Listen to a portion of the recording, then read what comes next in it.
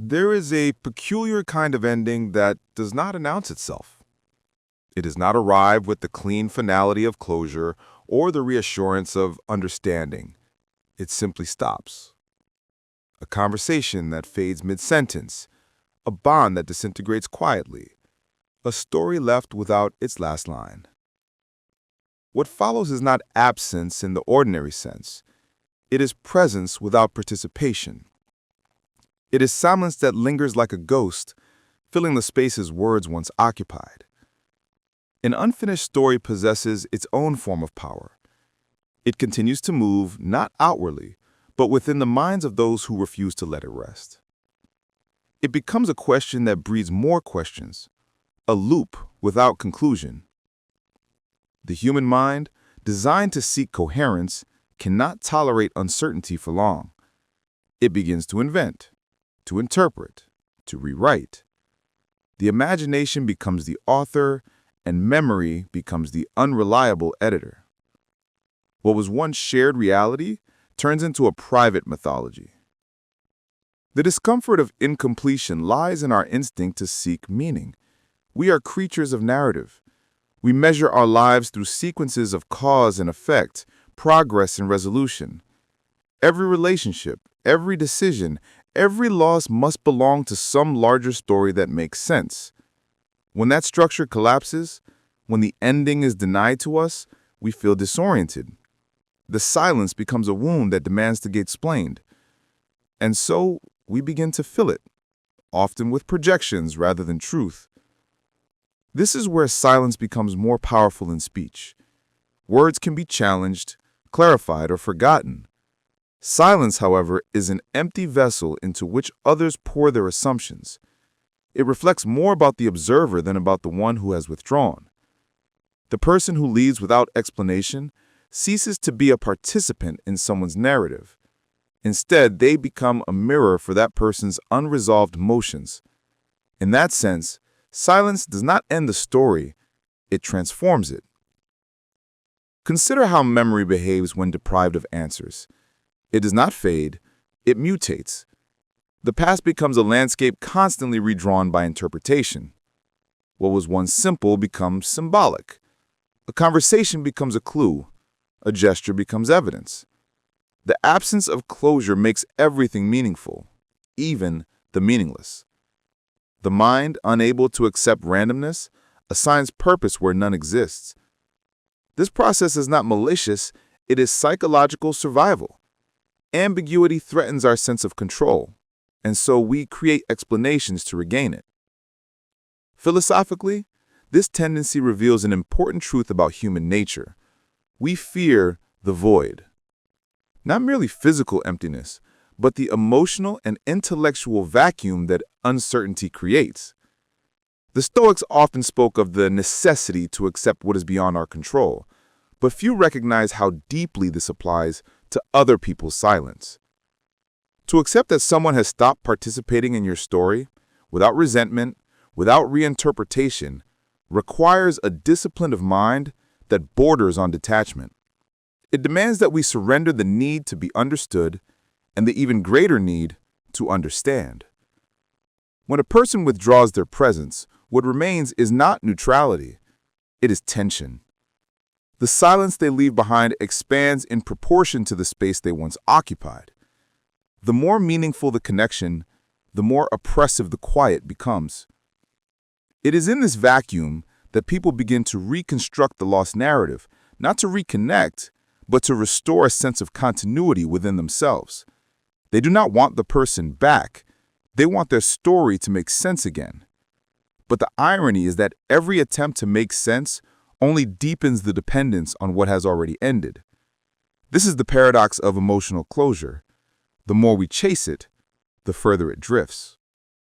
Closure is not something another person can give. It is a reconciliation between memory and acceptance, between what was said and what will remain unsaid.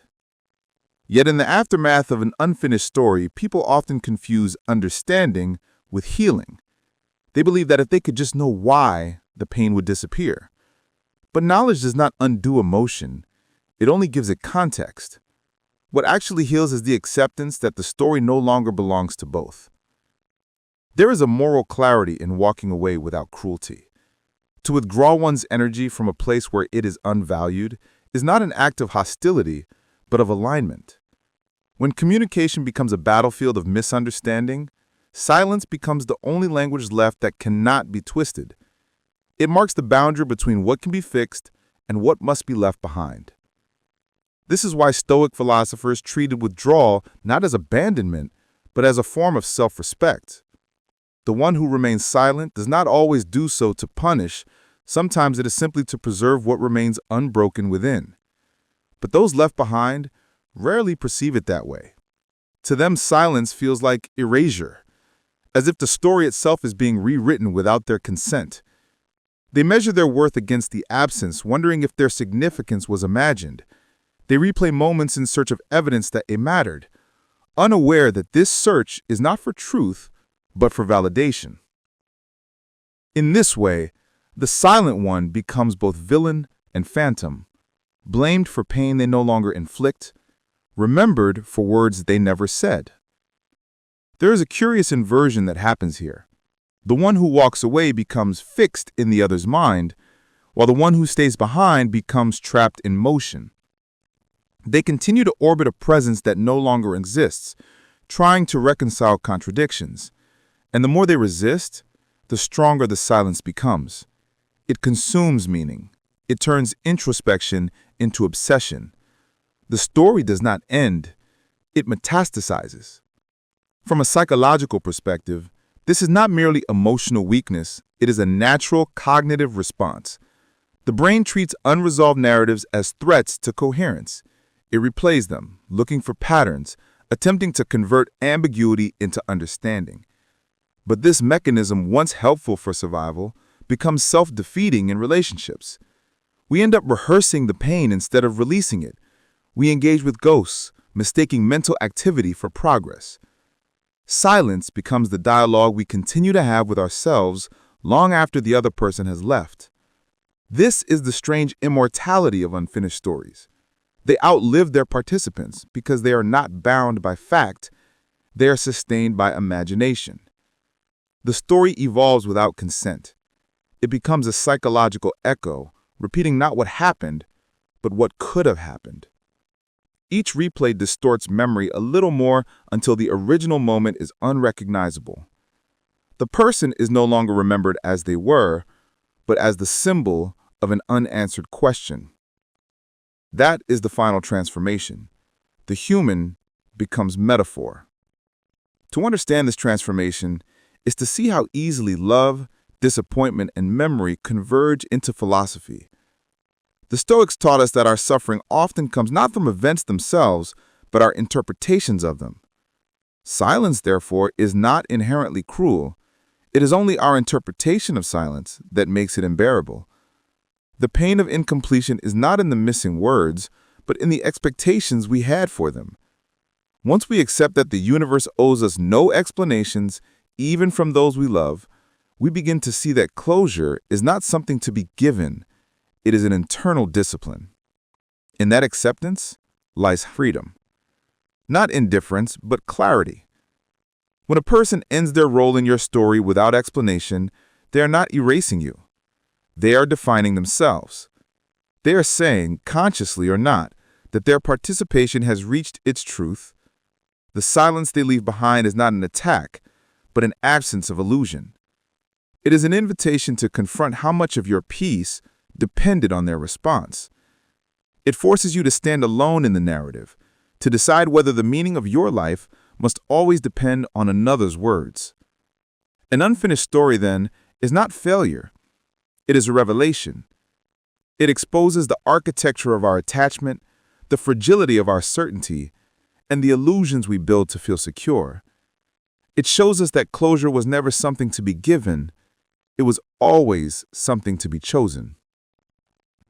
To accept the unfinished story is to step beyond the need for the last word. It is to understand that silence, when left unfilled, does not erase meaning. It transforms it. The first lesson, therefore, is this: the silence between stories is not emptiness. It is transition. It is where endings dissolve into beginnings, though not always in ways we recognize. To face that silence without fear is to practice a rare form of courage, the kind that does not demand answers, only understanding. If the first silence teaches us about endings, the second teaches us about interpretation. Between what happens and what we understand lies the vast terrain of the human mind, restless, searching, unwilling to let go of incompletion. The need for closure is not simply emotional, it is cognitive. It is how the mind defends itself against the chaos of uncertainty. Yet what begins as a search for peace often becomes a form of self-torment, because the mind does not seek truth as much as it seeks comfort. When a story ends without resolution, the intellect attempts to finish it. We replay conversations, interpret gestures, and assemble fragments into something that resembles coherence. But every reconstruction is speculative. We turn probabilities into certainties and emotions into evidence. This is not a deliberate act of distortion. It is the natural functioning of a mind trained to find meaning. We are pattern-seeking beings, and silence is the one pattern that resists recognition. It offers no symmetry, no rhythm, no logic to grasp. In its absence of information, the mind creates its own. This explains why people can become haunted by what was never said. The silence of another person becomes a canvas for projection. Every unanswered message, every missing explanation, every ambiguous gesture takes on disproportionate weight. The human mind, when deprived of facts, compensates with feeling. It converts uncertainty into narrative, even if that narrative hurts. It is better, we think, to suffer through a story we invented than to live in one that makes no sense. Philosophically, this is where illusion becomes a form of mercy. To construct a story, however inaccurate, is to reclaim agency. It allows the individual to make sense of the senseless. Yet there is a cost. Illusions, once believed, become prisons. We begin to relate not to the reality of what happened, but to the fiction we built to survive it. This is why unresolved experiences linger far longer than they should, because we are not grieving what was lost, but what was imagined. The Stoics would argue that this tendency reflects the mind's refusal to accept the limits of its control. Marcus Aurelius often wrote that one must accept everything which happens as necessary and fitting, not because everything is good, but because resistance changes nothing. Silence, in this sense, is a teacher of limits. It reminds us that understanding is not a right, but a privilege, one that others may choose not to grant. The moment we recognize that their silence is not a puzzle to solve, but a boundary to respect, we step out of obsession and into acceptance. But acceptance does not arrive naturally. The modern mind, conditioned by immediacy and explanation, struggles to tolerate ambiguity. We are surrounded by information, trained to expect instant answers. When someone withdraws communication, it feels like a violation of this social contract. We interpret it not as neutrality, but as judgment, rejection, or punishment. The silence becomes moralized. They owe me an explanation, we think, as though every story must end in resolution to justify our investment. Yet in truth, no one owes us their participation. Human relationships are voluntary intersections of energy, not lifelong contracts of communication. The belief that every ending must be explained is itself a form of entitlement, one born from the fear of insignificance. If we understood that silence does not erase meaning, but merely concludes it, we would suffer less.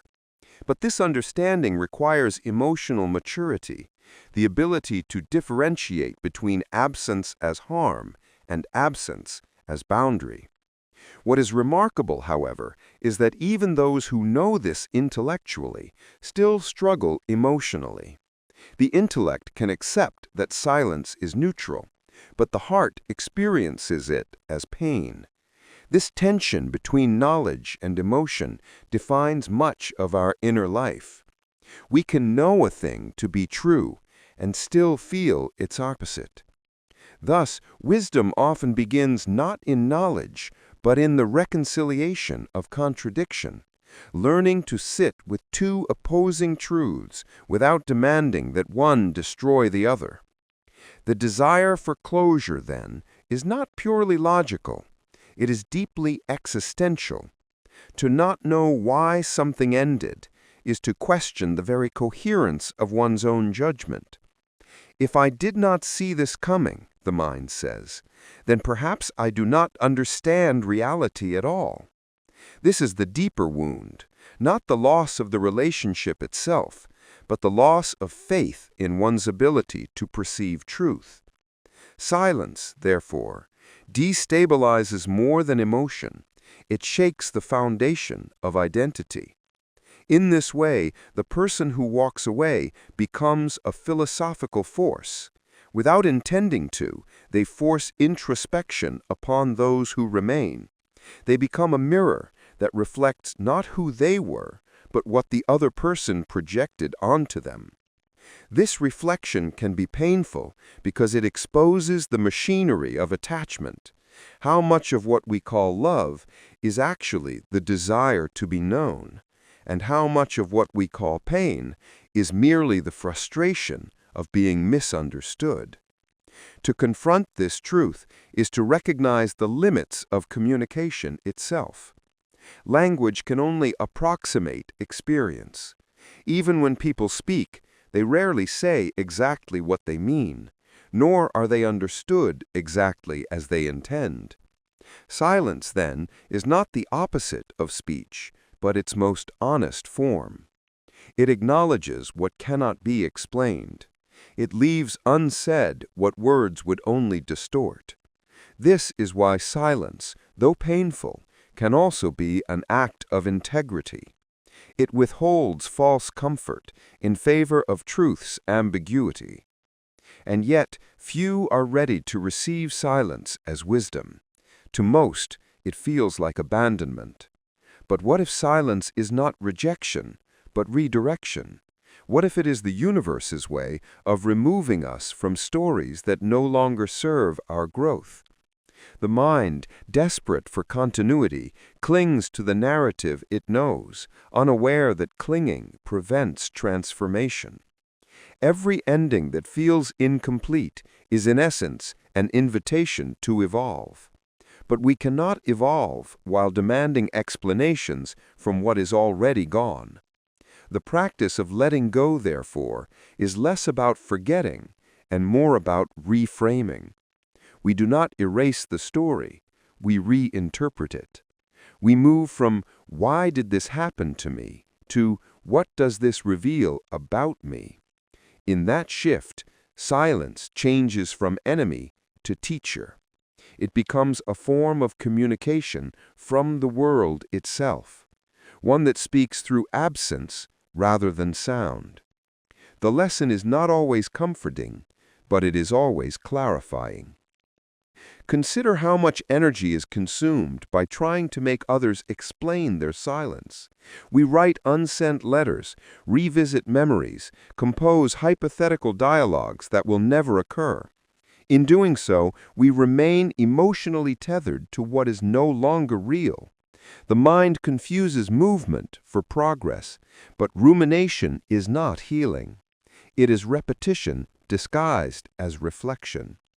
True closure comes not from understanding why the other person stopped speaking, but from understanding why we continue to listen to the echo. This recognition marks the beginning of emotional sovereignty, the understanding that peace is not given, it is constructed. The Stoics referred to this as autarkeia, or self-sufficiency. It is the state in which one's inner equilibrium no longer depends on external events or the approval of others.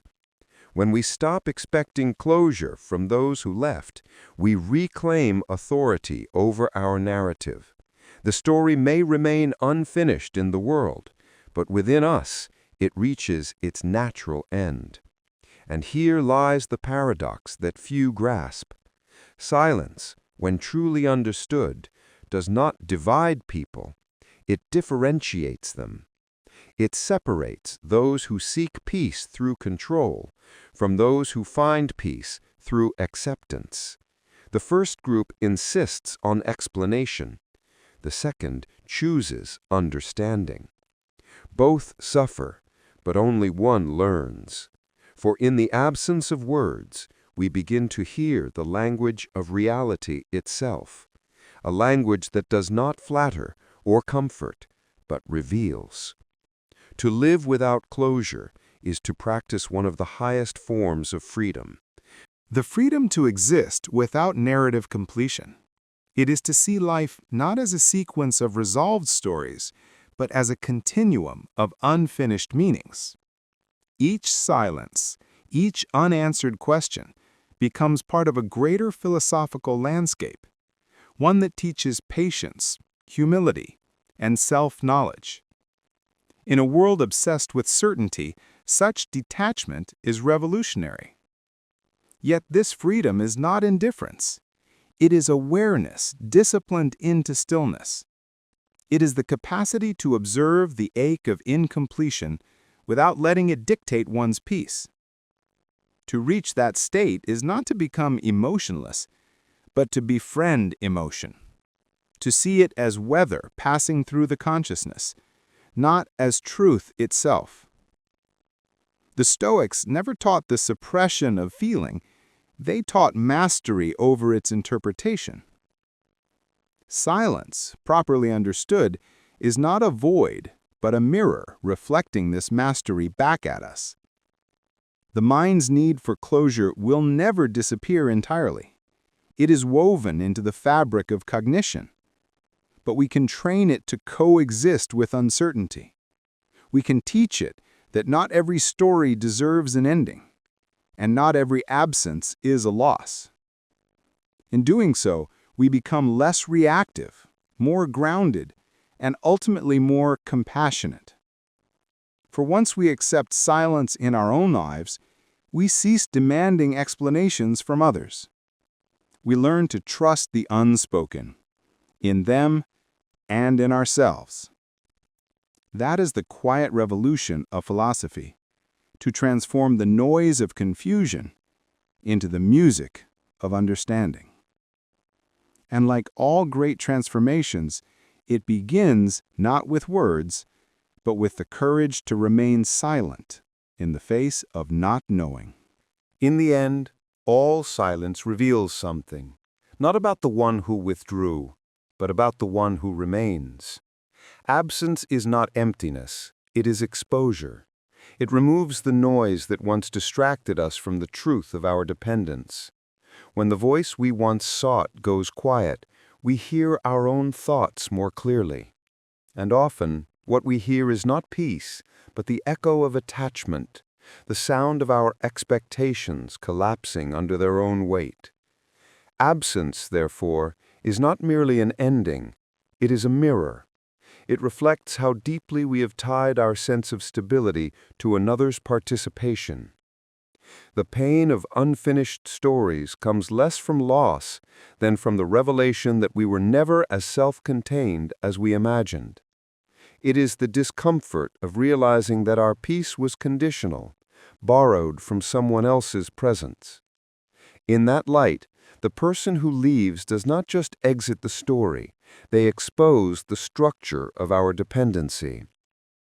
Yet this exposure is not cruelty, it is initiation. The silence left behind forces an encounter with the self that no conversation could ever achieve. Without external dialogue, the inner dialogue intensifies. We begin to question what we sought, what we gave, and why we needed the story to continue. These questions, while painful, are sacred. They mark the beginning of transformation, the slow process of reclaiming authority over meaning. The Stoic mind sees in this process not tragedy, but education. Every withdrawal, every unspoken goodbye, is an opportunity to practice what the philosophers called apatheia, not the absence of feeling, but the mastery of it. To remain composed amid silence is to affirm one's independence from the uncontrollable. It is to say, this too belongs to the order of things. For the world does not pause when someone stops speaking to us, and neither should our inner harmony. Life continues, indifferent yet consistent. The task is to continue with it. But even in this discipline, we must allow ourselves humanity. To feel sorrow at silence is not failure. It is testimony that we cared, that we invested meaning into connection.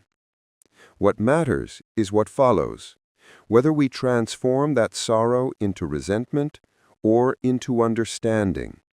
Resentment keeps the story alive as grievance. Understanding lets it dissolve into gratitude. Gratitude not for the pain, but for the depth it revealed within us. This is the final paradox of absence. It gives more than it takes. The one who leaves provides through their departure a lesson that presence could never teach. That love, when matured, does not depend on proximity or response. It is an orientation of being, not a transaction of words. Silence, then, becomes not the end of communication, but its refinement. It strips meaning down to its essence, not what is said, but what remains true without saying. We often think of closure as the act of finishing a chapter. In truth, closure is the act of outgrowing it. It does not come from explanation or apology, but from the quiet recognition that the story has served its purpose. When we reach that point, the silence that once tormented us becomes neutral, even peaceful. It no longer demands interpretation, it simply is. And within that simplicity lies liberation. Those who learn to live with unfinished stories begin to move differently through the world. They stop chasing resolution from others and start cultivating stillness within. They understand that every person they meet is a temporary character in a much larger narrative, one that cannot be fully told, only lived. They begin to measure connection not by duration or dialogue, but by presence while it lasts. And when it ends, they bow to its impermanence rather than resist it. This is not detachment in the cold sense. It is reverence.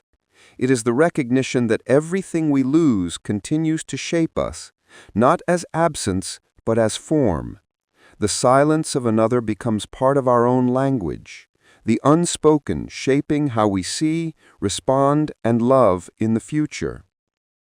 What feels like disappearance is often transformation, invisible but enduring. And so, when a story ends without resolution, perhaps it is not unfinished at all. Perhaps it concluded precisely where it needed to, in the space between what was said and what was meant. We may never know the reasons for another's silence, but we can choose what their silence reveals in us. We can choose whether it hardens the heart or expands it. That choice, quiet, unseen, interior, is the true ending. For some, silence will always be unbearable, a wound that refuses to close. But for others, for those who learn to listen differently, silence becomes the final teacher. It teaches that peace is not found in the completion of stories, but in the acceptance that not all stories are meant to be completed. It teaches that what is left unsaid can still hold meaning, and what is gone can still give shape to what remains. And perhaps that is the most profound form of closure. Not the answer that explains everything, but the calm that requires none. When we reach that point, the unfinished no longer haunts us, it humbles us. We see that every silence we have endured has been, in some quiet way, preparing us for freedom, the freedom to live without demand, to love without guarantee, and to let go without resentment. The story ends not when the final word is spoken, but when the need for it disappears. That is the consequence of absence and the beginning of peace.